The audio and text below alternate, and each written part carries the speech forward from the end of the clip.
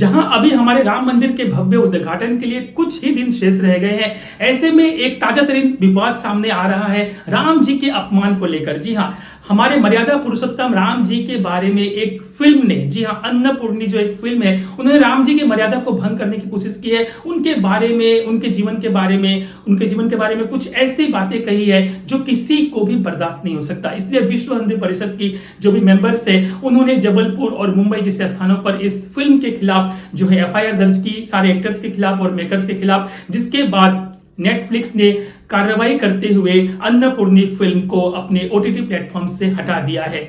जी, यह फिल्म 1 दिसंबर को सिनेमाघरों में रिलीज हुई थी और 29 दिसंबर को नेटफ्लिक्स पर भी आ गई थी। यह फिल्म है लेडी सुपरस्टार जो है नयनतारा, उसकी फिल्म है। और इस फिल्म का विवाद क्या है आपको बताते हैं कि इस फिल्म में एक दृश्य है जहां पर नयनतारा के जो को स्टार है, जो मेल को एक्टर है, वो उसे यह समझाते हैं कि राम जी जब वनवास में थे, राम जी, लक्ष्मण जी, सीता जी, तो उन्होंने भी जानवरों को शिकार करके मांसाहार किया था, यानी कि मांस खाया था। तो इस तरह से जो डायलॉग है, विवादास्पद डायलॉग इस फिल्म में दिखाया गया, जिसके बाद जो है हिंदू धर्म के जो भी लोग हैं, विश्व हिंदू परिषद के मेंबर्स है, उनको यह बात बहुत बुरी लगी। साथ ही साथ इसमें दिखाया गया कि जो लड़की है वो ब्राह्मण घर की है, उसके पिताजी विष्णु भगवान की पूजा करते हैं, मंदिर में मुख्य पुजारी है, भोग बनवाते हैं कई सालों से। उसके बाद उनकी बेटी को शेफ बनना है, जहां पर उसे नॉनवेज पकाना है, खाना है, बनाना है। और ऐसे में ये सब दृश्य दिखाए गए हैं। लव जिहाद भी दिखाया गया है, एक ब्राह्मण लड़की को नमाज पढ़ते हुए भी दिखाया गया है। इस तरह से बहुत सारी चीजें हैं।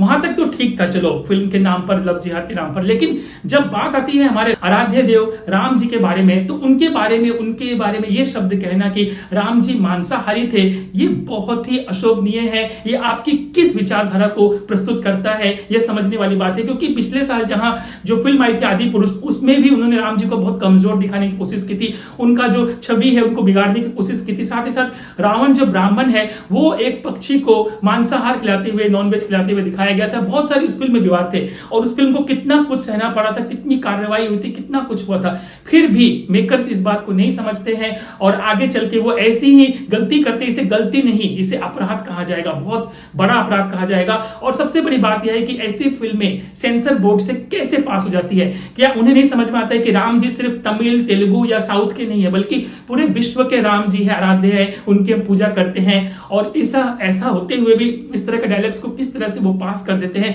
जानते नहीं है कि इसको लेकर के लोगों की धार्मिक भावनाओं को ठेस पहुंचेगा, फिर भी वैसी गलती करते हैं।